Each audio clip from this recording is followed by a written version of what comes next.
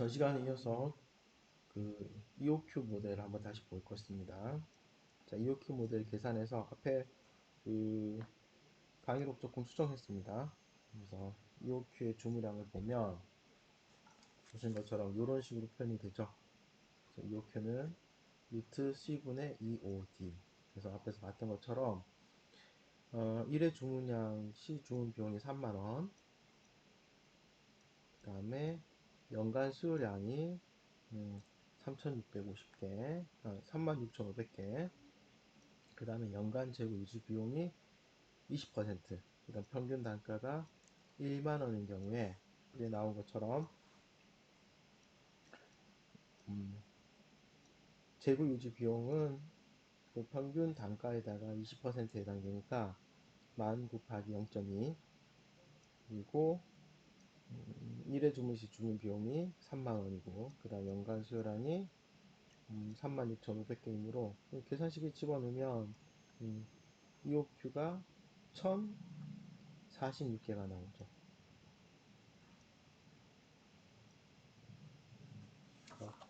1046개가 나오고, 이 1046개는 우리가 주문을 할 때, 발주를 할 때, 적정한 주문량이 1046개가 된다 라는 걸 의미를 해요.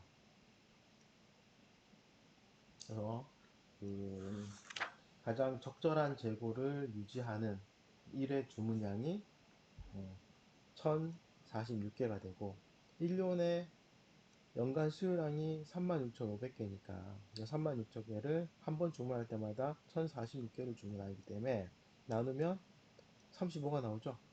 그래서 1년에 35회 정도 주문하는 것이 적당하다, 이렇게 해석하는 모델이라고 보시면 돼요.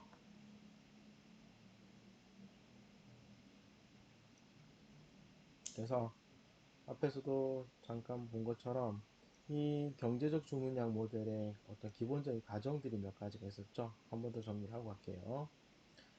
일단 주문과 납품 주기가 일정해야 돼요. 수요나 이런 것들이나 일정하게 돼 있어야 되죠. 그래서 발주 비용이나 이런 것들도 역시 발주량하고 관계 높고, 그 다음 재고 유지비가 발주량 크기하고 비례해야 되고, 그 다음에 구입 단가는 발주량 크기나 이런 거에 관계 없어야 되는 거죠. 그 다음에 수요일과 도달 기간이 항상 일정해야 돼요. 중간에 어떤 변수가 발생되지 않는 거예요. 그 다음에 운송 중에 또 재고가 발생되지 않아야 되고, 그 다음에 이런 것들을 만족하는 게 결국은 단일 품목이라는 얘기죠. 그래서 좀 엄격한 가정들이 몇 가지가 들어가는 거예요. 그래서 이런 가정들은 현실 상황이랑 조금 동떨어져 있는 경우가 많죠.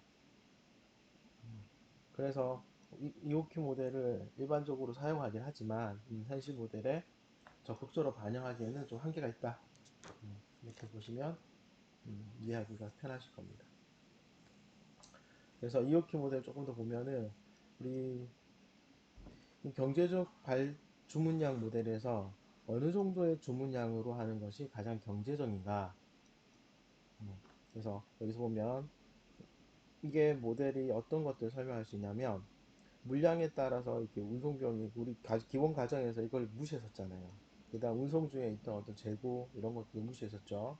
그 다음에 많이 주문하게 되면 할인을 해주잖아요. 주문량에 따른 뭐 할인이나 이런 것도 다 기본 가정에서 무시했었어요. 근데 실제적으로 이런 것들이 있기 때문에 이런 변수들까지 고려한다고 하면 경제적 주문량이 어느 정도 조금 실제 상황과 다른 경우가 많겠죠. 그죠? 그래서 이런 것들을 조금 더 수정해서 모델을 개발할 필요가 있다. 그래서 현실 모델에서는 EOQ가 어느 정도 기준은 될 수 있지만 현실에 정확하게 적용하는 것은 좀 한계가 있다, 이렇게 받아들이시면 될 겁니다. 그리고 이 재고 모델에서 이 주문 방식도에 따라서도 몇 가지 나누는 게 있어요. 그 중에 하나가 주문 시점에 따라서 정기 주문과 비정기 주문 이렇게 나누고요. 그 다음에 주문량에 따라서 정량, 그 다음에 비정량 나누죠. 그래서 논리가 간단합니다. 우리가 주문이라는 거는 주문하는 시점, 그죠? 그 다음에 또 하나는 주문량이에요. 주문 시점과 주문 양에 따라서 나눌 수 있더라.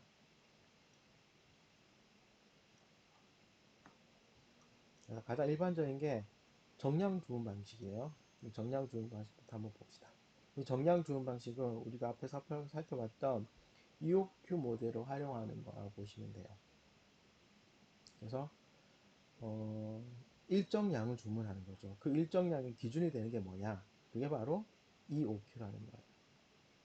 왜냐하면 경제적 주문량 모델인 거죠. 그래서 이 모델을 활용해서 주문량이 어느 정도 경제적 상황이 결정되는 거죠. 최적의 주문량이 결정된다는 거예요.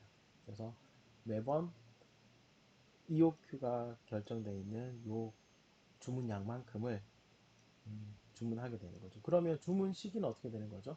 주문 시기는 그때그때 다른 거죠. 주문 상황에 따라 좀 다른 거예요. 만약에 수요가 일정하다면 주문 시기도 일정해질 거고, 수요가 변하게 되면 주문 시기가 바뀌겠죠. 왜냐하면 주문량은 고정해 있으니까. 그래서 주문 시점에 주문량을 설정해 두는 거죠.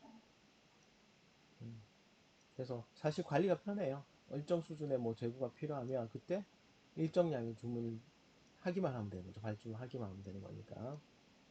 근데 문제는 뭐냐면 이게 수요가 일정하지 않잖아요. 연간. 어떨 때 수요가 좀 급증할 때도 있고 또는 수요가 좀 감소할 때도 있죠. 그러면 주문 시기가 비정기적이 되는 거죠. 그러니까 예측 자체가 어려운 거예요. 일정 수준 이하로 떨어지면 정량으로 주문해야 되니까. 그래서 수요에 대한 대응이 조금 한계가 있을 수 있죠. 그래서 여기 보시면은 그 EOQ가 한 1000개라고 합시다. EOQ를 계산했더니 1000개가 나와요. 그러면 경제적 주문량이 1000개죠. 그래서 매번 주문할 때마다 1000개씩 주문하는 거예요. 그래서 보통 뭐 대충이 뭐 360, 총 필요한 그 저기 주문량에서 EOQ를 나누게 되면 납품주의가 나오잖아요. 앞에서 보한 것처럼 1년에 몇 회 이렇게 해서 납품주의가 나와요. 그래서 납품주기가 한 5일 정도 된다. 그럼 5일 기준에서 어떻게 되냐면 고정 주문 시점에 확인하게 되는 거죠. 그러면 기준을 정하는 거예요. 250개가 주문을 하는 어떤 기준점이다. 라고 하면 쭉 시간이 지나서 물건이 팔고 나면 재고량이 250이 되는 거죠. 이 시점에 어떻게 되냐면 주문을 하는 거예요. 그 주문하게 되면 여기서 5일 되면 이게 0이 되니까 0이 되고 난 다음에 주문하면 그 품절 사태가 발생되니까 그렇지 않게 하기 위해서 250 정도 되면 주문을 하는 거죠. 그럼 5일 후에 물건이 도착하게 되고 다시 1000개부터 시작하는 거예요. 그리고 수요량이 쭉 감소하다가 다시 250개 정도 되는 시점이 왔어요. 250개가 되는 시점이 왔죠. 그러면 역시 5일 전에 이렇게 또 1000개를 주문하는 거죠. 마찬가지 방식이에요. 그러고 난 다음에 하고 또 250개 되면 5일 전에 하는 거죠. 근데 문제는 이 5일 사이에 판매량이 일정하면 앞에 있는 경우처럼 딱 재고가 0이 됐다가 다시 재고가 1000개로 와지고 이렇게 될 텐데 수요가 좀 더 급증했던 거죠. 수요가 좀 급증하게 되면은 그 전에 품절 사태가 발생되는 거예요. 그래서 여기서부터 이 기간은 재고 물량이 없는 거죠. 반대로 수요가 좀 음, 저기 수요가 없어서 수요가 좀 없어가지고 물건이 잘 많이 안 팔린 거죠. 그러면 이 시점에서 5일이 되는 시점까지 가는 동안 요만큼의 재고가 좀 남아있게 되죠. 그러면 요 재고를 처리할 수 있는 어떤 창고 비용이나 이런 것 재고 비용이 들어간다는 거예요. 그래서 이런 것처럼 어떤 수요량의 변화, 1번 케이스와 2번 케이스와 3번 케이스처럼 수요량의 변화를 정확하게 예측하기가 좀 어렵기 때문에 이게 정량 좋은 방식이 좀 한계가 있을 것이다. 그래서 그런 것들을 확인할 수 있습니다. 그래서 일단 주문량 일정하게 만들고 주문하는 패턴이다 보니까 이게 정량 주문 방식이 실제로는 뭐 기준이 될 수 있긴 하지만 실제 상황에서 이용하기가 좀 많이 어려운 면이 있어요. 그래서 왜 이런 일이 발생되냐면 수요가 변동하게 되죠. 수요가 변동하기 때문에 이건 수요에 맞춰서 매번 주문하는 게 조금 어려울 수도 있다는 거야. 쉽게 얘기해서 수요가 많이 늘어날 때는 잘 팔릴 때는 물건을 많이 사와야 되는 거잖아요. 그 다음에 잘 안 팔릴 때는 물건을 적게 주문해야 되는 거고. 수요 예측이 좀 한계성을 보인다. 그 다음에 또 다른 방식이 정기 주문 방식이에요. 이 정기 주문 방식은 기간을 고정하는 거죠. 인터벌을 고정하는 거예요. 인터벌. 그러면 뭐가 변하는 거죠? 주문량이 변하는 거죠. 그래서 매 시기마다 주문량을 많게 또는 적게. 그래서 만약 1개월 기준으로 본다면 1개월을 정해놓고 1개월 동안 수요 예측에 따라서 수요가 좀 많을 때는 많은 양을 주문하게 되고 수요가 좀 적을 때는 적은 양을 주문하게 되는 거죠. 그래서 이 모델은 EOQ를 사용하지 않는 거예요. EOQ는 주문량이 교정되는 거잖아요. 우리가 이렇게 얘기할게요. 합리적 주문량 이렇게 보시면 돼요. 경제적 주문량이기 때문에 최적의 주문량인데 이 주문량을 고정해 놓는 게 아니라 주문 시기를 결정해 놓는 거죠. 한 달에 1회씩. 그래서 이거는 그 다음 달, 한 1개월 단위로 얘가 가능하려 그러면 1개월 단위로 뭘 해야 되냐면 수요 예측이 가능해야 돼요.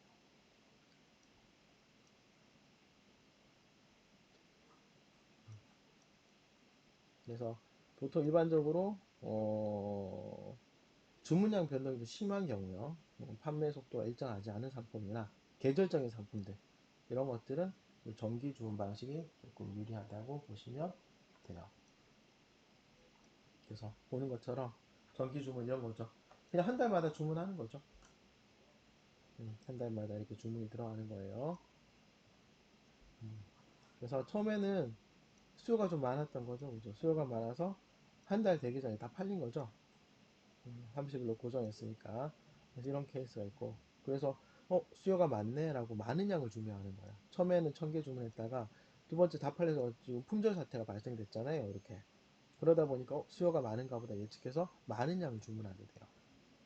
그리고 시간이 지났더니, 이거 두 번째 케이스는, 그렇게 많이 수요가 늘지 않았죠.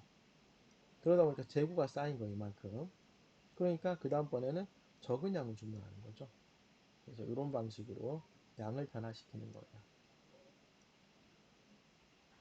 그래서 이것도 문제가 뭐냐면 수요 예측이 정확하면 상관없는데 사실 수요 예측이 정확하게 하기가 힘들잖아요. 그래서 수요 예측이 정확하지 않을 때는 이 정기 주문 방식도 문제가 발생된다.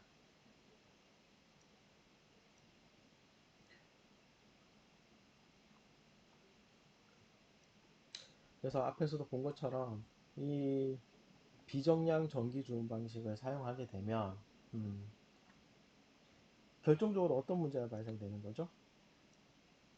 음, 주문량을 어떻게 결정할 거냐? 음, 주문량을 어떻게 결정할 거, 얼마를 결정할 거냐 하는 문제가 발생이 돼요. 이거는 뭐에 기반하고 있죠? 수요 예측에 기반을 하고 있잖아요. 음. 그래서 결론적으로 다시 말씀드리면 수요 예측이 어려워요. 예측에 어려움이 있고요. 이거를 정량적으로 정확하게 예측하기가 쉽지 않아요. 그러다 보니까 영업하시는 분들, 또 경험이 많으신 분들의 어떤 경험이라든지 또는 감, 이런 것들에 영향을 받을 수밖에 없어요.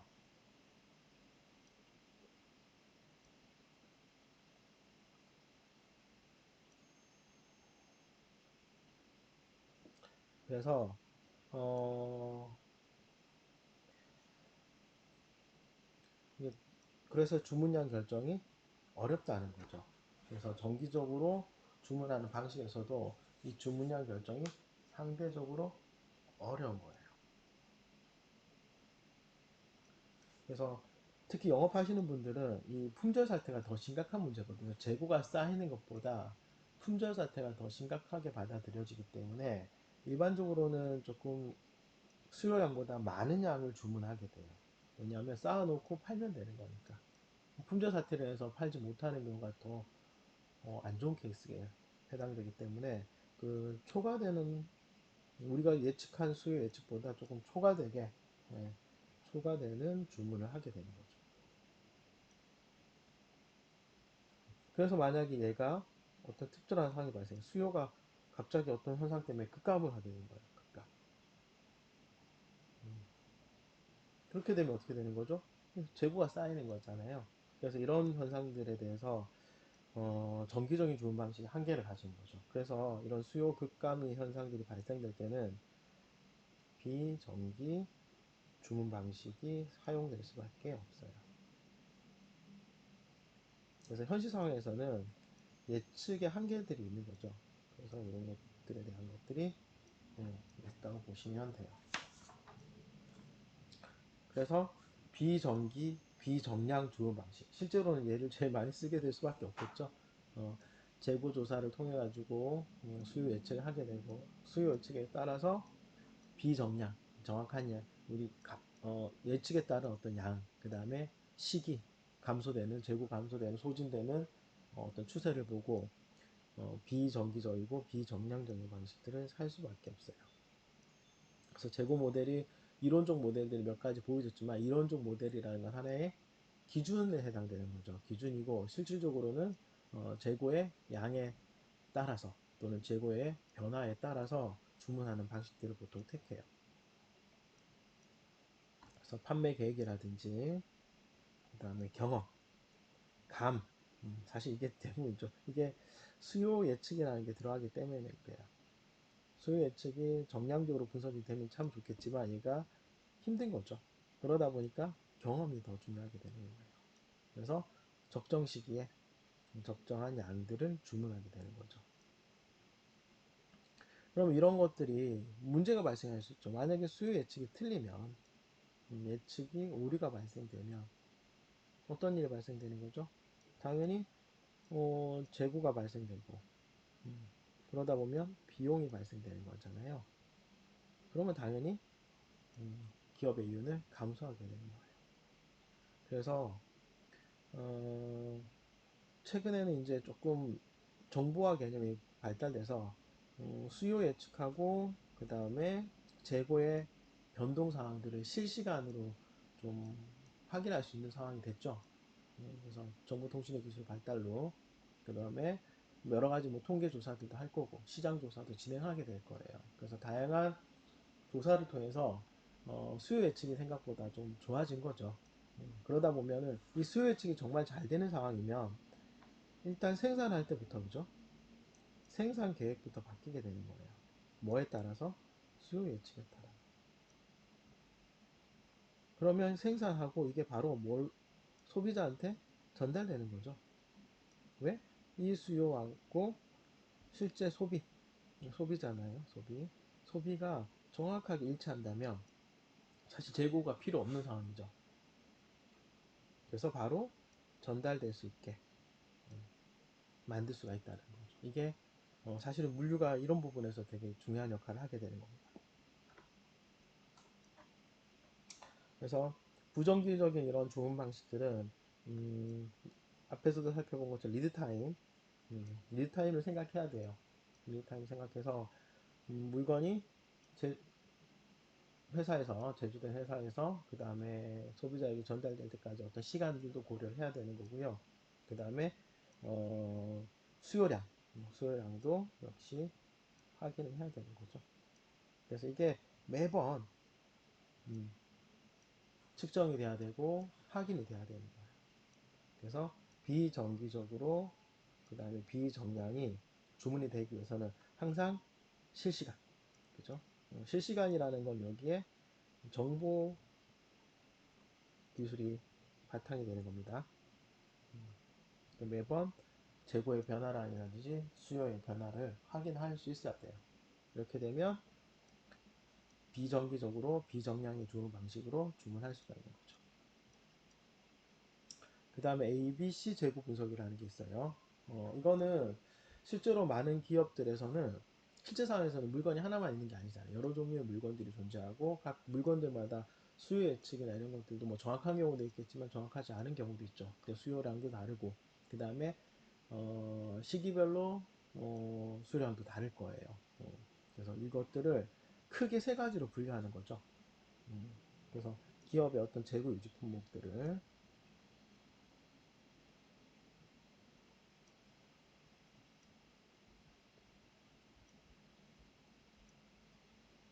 이거 우리가 영어로 이렇게 써요. 스탁, keeping unit이라고 그러죠. 그래서 SKU라고 부릅니다. 얘를 A, B, C로 구분하는 거예요. 이건 A, B, C에 특별한 의미가 있는 건 아니에요. 그냥 우리 알파벳 순서대로 A, B, C라고 하는 거죠. 뭐 중요도 순으로 해도 되고 이렇게 나누는 거예요. 그래서 모든 제곱품을 동일하게 관리하는 게 아니고 이 A, B, C를 나눠서 품목들을 나눠 가지고 따로따로 관리를 하겠다는 거예요. 과학적으로 분석한다라는 거는 각각에 대해서 좀 분류를 해놓고 수요 예측을 하고 그 다음 주문을 하겠다는 거죠. 그래서 모든 제곱의 품목 금액을 많은 순서로 나열하죠. 이게 나누는 방법이에요. 그래서 품목 금액이 많은 순으로 A, B, C. 그 다음에 창고 전체 품목에 대한 비율로, 그죠? 누적 비율 쓴다고 그랬어요. 실제 창고에 저장되어 있는 어, 항목들, 품목들의 크기별로 누적 비율만큼 그래서 나눠서 A, B, C로 나눈다는 거죠. 그래서 뒤에 보면은 이렇게 되는 거죠. A 상품은 연간 매출액 비중도 크고 재고 비중은 작은. 그다음 B 그룹, C 그룹 이렇게 되는 거죠. C 그룹은 연간 매출액이 작고 재고가 좀 많이 쌓이는 물품이에요. 그래서 이렇게 만들어졌죠. 그래서 이 형태가 보면 이런 게 많고요. 비중이 많고, 이런 갈수록 비중이 적어지죠. 그럴 수밖에 없죠. 창고를 유지하는데 잘 안 팔리고 재고가 많이 쌓이는 걸 많이 갖다 놓을 필요는 없잖아요. 그죠? 그래서 매출액이 높을수록 잘 팔리는 물건이니까 재고가 좀 적게 발생되는 거죠. 그래서 형태가 이렇게 생겨서 마치 파레토 곡선하고 비슷하죠. 그래서 보시면 누적 비율이 이런 점을 파레토 곡선이라고 한다. 이렇게 얘기를 하거든요. 특별한 건 아니에요. 이거는 그냥 모양이 이렇다. 그래서 A 품목이 비중은 작지만 매출액이 가장 크고, 그 다음에 재고로서 비중이 큰 그 상품들은 연간 매출액이 낮은 거죠. 그래서 A, B, C 그룹으로 나누는 거예요. 그래서 품목 수는 적고 재고량이나 재고 금액 비율은 높은. 그 다음 C 그룹은 품목 수가 많죠. 그냥 재고하는 비중이 높다는 거야. 그래서 재고량이나 재고 금액 비율이 낮은. 많이 쌓아두지 않는 거죠. 이렇게 A, B, C 그룹으로 나눈다는 겁니다. 그래서 연간 매출액이 큰 상품 A, 그 다음에 연간 매출액이 적은 상품 C 이렇게 나눠놓고 그 중간에 있는 걸 그냥 B 상품이라고 두면 돼요. 그래서 연간 매출이 크니까 보관비는 들어도 배송비를 절약하는 효과가 있는 거고요. 그 다음에 C 상품 같은 경우는 보관비가 증가하죠, 그죠? 보관비가 증가하고 이거는 이제 매출액이 적은 거니까 여러 군데 분산해서 관리하는 게 좀 편할 거예요. 그래서 분산해서 관리하는 게 조금 더 쉽다. 공장에서 보는 편 똑같죠, 그죠? 공장 창고에서 배송센터로 이어오고 배송센터에서 점포로 이용되어 갈 때 재고 물품이 공장에서 집중적으로 관리하고 그 다음에 대형 차량으로 배송센터에 가는 거죠. 그 배송센터 각각의 점포로 이렇게 배송되어 갈 거예요. 이런 게 기본적인 방식이죠. 그래서 이렇게 나눠 놓으면 재고를 관리하는데 조금 더 효율적으로 어, 관리가 가능하다는 얘기예요. 그래서 물류에 저희가 이제 물류론을 강의하고 있기 때문에 과연 이런 재고 관리에 물류가 어떤 영향을 끼칠 건가? 만약에 물류라는 개념이 존재하지 않을 때, 물류라는 개념이 존재하지 않을 때는 이 재고가 어떻게 발생되냐면 그냥 창고에 쌓아두는 거죠. 물류 개념이 없으니까 수요 예측하고 그 다음에 재고를 적정 재고를 유지하면서 물류를 통해서 물건을 이동하거나 하는 것들이 발달되지 않으면 앞에 살펴본 물류 관리라는 개념이 성립되어 있지 않으면 그냥 필요 없는 거죠. 그냥 적당하게 창고에 쌓아두게 되고 팔리는 것도 쌓아두고 안 팔리는 건 안 팔려서 쌓아두게 되는 거죠. 그래서 이 창고 비용이 증가하게 되는 거예요. 재고 비용이 증가하게 되는 거죠. 그래서 창고에 가면 우리 집에 있는 다락 생각하면 돼요. 요즘도 다락이 있는지 잘 모르겠지만 예전에 보면은 옛날 집에 다락 있잖아요. 다락 또는 창고 집에 있는 창고에 가면 자주 사용하는 물건들도 창고에 넣는 경우도 있지만 아주 오랫동안 사용하지 않는 물건들 창고에 넣어놓죠. 창고에 들어가면 온갖 종류의 물건들이 들어가 있는 경우 있죠. 그런 경우라 생각하시면 돼요. 음, 언제 물건이 필요하고 어떻게 판매되는지에 대한 정확한 정보가 없는 경우에 물류 개념이 발달되지 않으면 그냥 창고에 쌓아두게 되는 거예요. 그래서 창고가 어떤 기업 활동의 문제점들을 묻어놓는 거. 집 청소 안에서 집 안에 있는 창고에 물건이 쌓이는 것처럼 다락에 물건이 쌓이는 것처럼 그렇게 그냥 쌓여두는 거라고 보시면 돼요. 그래서 이런 것들을 막기 위해서는 재고 비용이나 이런 낭비를 막기 위해서는 바로 뭐가 필요하다? 물류의 개념이 필요하다. 그래서 물류가 기업 활동에서 중요한 역할을 한다. 이런 얘기입니다. 그래서 보통 많은 기업들이 이 재고에 대한 문제는 영업에서 많이 담당하죠. 그리고 영업하시는 분이 대부분이 좀 정량적이라기보다는 좀 경험이나 감에 의존하는 경우가 많아요. 오랫동안 물건을 팔아왔기 때문에 본인의 어떤 수요 예측이 정확하다고 생각하는 거죠. 그래서 그리고 또 저 영업하는 사람은 이 품절 상황이 더 심각한 문제예요. 어, 재고 비용에 대한 부담감이랑 품절을 비교하면 영업하는 사람 입장에서요.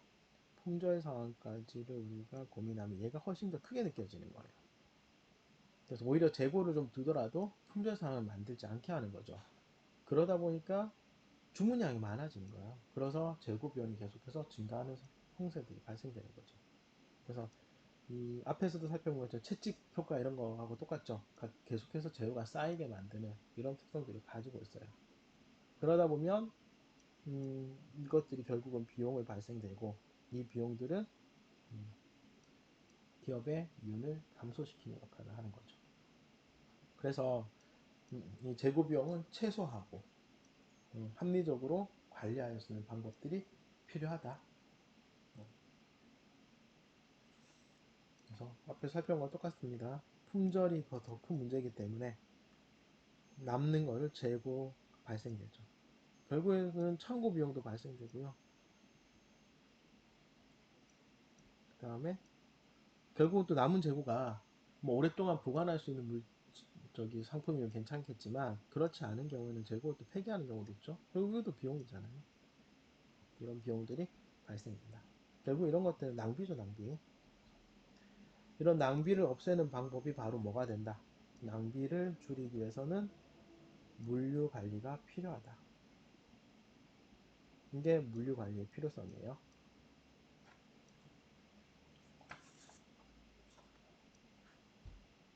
그래서도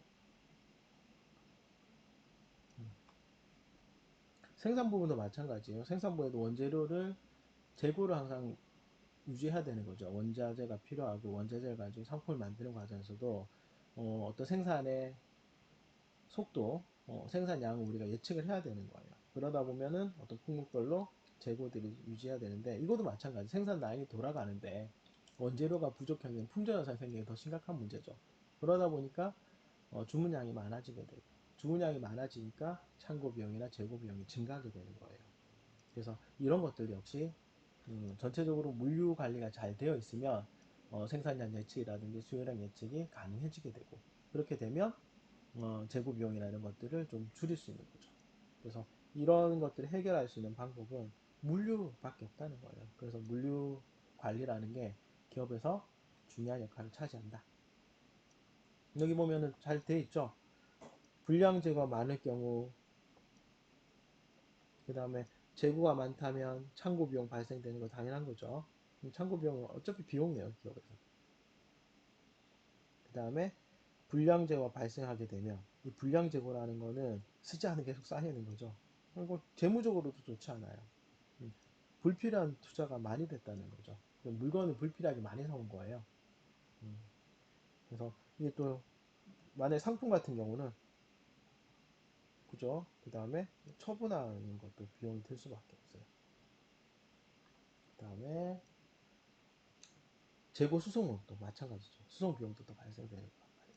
그래서 이런 것들이 보통 불량 재고 문제들이 발생돼요. 그래서 이런 것들을 줄이기 위해서 이런 문제점들을 줄이기 위해서 뭐가 필요하다? 물류 관리가 필요하다.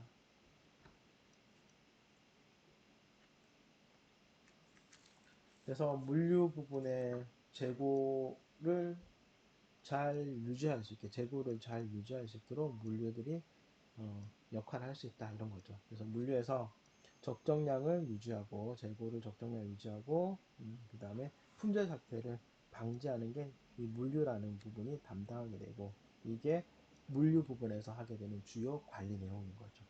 그다음 영업은 물류 신경 쓸 필요 없죠. 그러니까 과거에는 이게 영업하는 사람들한테 다 맡겨져 있었어요. 영업하는 사람 물류도 관리하고 그다음 판매도 하고 해야 되는데, 영업하는 친구들은 영업에만 신경 쓰라는 거죠.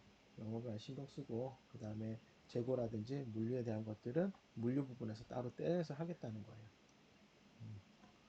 그래서 뭐 여러 가지들, 판매 촉진을 위한 여러 가지 방법들을 하게 되고, 이런 정보들이 역시 물류 부분에 정보가 하게 되면 그 물류 부분에서 적절하게 조절하겠다는 거죠. 그래서 출하 정보 파악하는 거 다 마찬가지예요. 여기서도 이 기본적인 개념은 수요에 대한 예측인 거죠. 수요에 대한 예측이 정확하게 되고, 그 데이터를 분석해서 적정한 재고, 그 다음에 적시에 운송되는 운송과 재고가 적절하게 유지되는 거죠. 그게 바로 물류의 역할이다. 물류가 시작되는 거다. 그래서 이 물류의 역할이라는 거는 뭐 생산도 마찬가지고요. 그 다음에 제품 판매도 마찬가지죠. 그 판매에서 적절한 재고, 되게 간단하게 설명할게요. 적절한 재고로 뭘 줄이는 거예요? 재고 비용을 줄이는 거죠.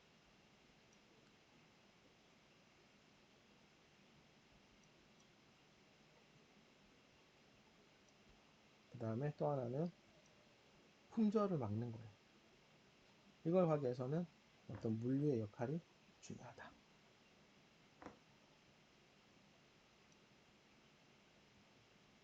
그 다음에 이 물류라는 거는, 물류 관리에서 가장 기본이 되는 거는 수요 예측인 거죠. 그래서 물류 관리에 이 수요 예측까지 다 포함해서 만들어져 있다. 그래서 과잉 생산이나 과잉 매입들로 인해서 생기는 어떤 불량 재고를 최소화하는 거죠. 그 다음에 문정 자본의 고정화를 막는 거. 불량 재고로 인해서 이게 항상 비용으로 잡아먹잖아요. 그래서 이 비용을 줄이는 겁니다. 그 다음에 역시 창고 비용들, 이런 것들도 줄일 수 있다. 이게 바로 물류의 역할이다. 그래서 기업의 재고 관리를 합리적으로 만드는 것이 바로 물류다. 그래서 많은 기업들에서 이 물류 관리에 대해서 신경을 쓰고 있고요. 이 물류 관리를 통해서 기업의 새로운 이윤이 만들어지는 거죠. 왜냐하면 이 이윤이라는 거는 어디서 오는 거냐면 비용 감소로 인해서 오는 거예요. 뭐 물건을 더 팔거나 이게 아니라 재고 비용이라든지 창고 비용이라든지 이런 기회 비용들이 줄어들기 때문에 상대적으로 기업의 이윤이 증가하게 되는 거죠. 그래서 이게 바로 물류 역할이고, 최근 들어서 이런 물류 역할이 더 중요성을 가진다.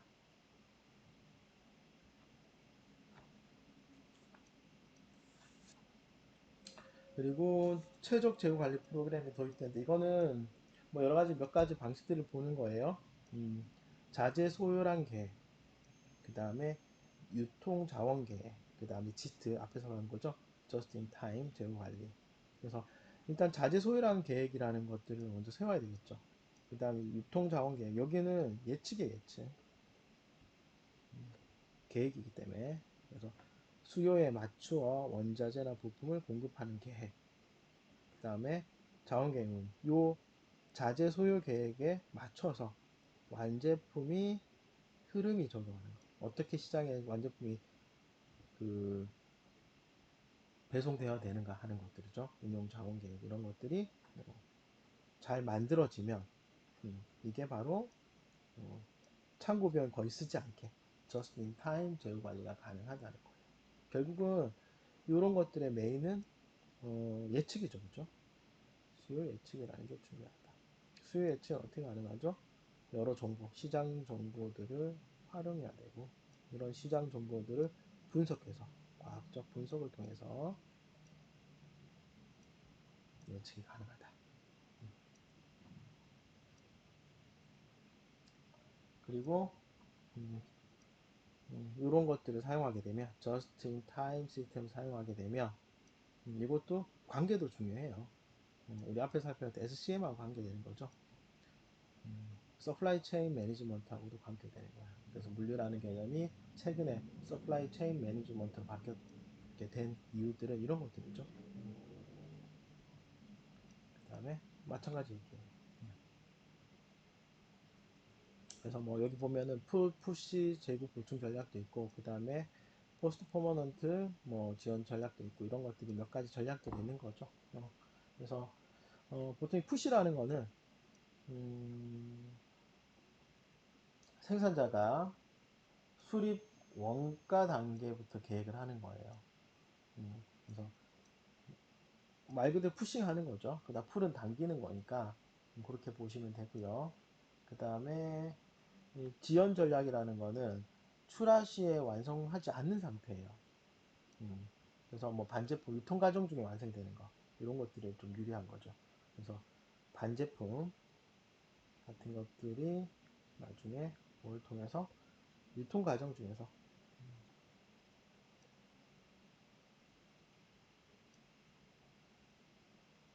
완성되는 완제품으로 완성되는 것들이 뭐 이런 것들이라고 보시면 돼요.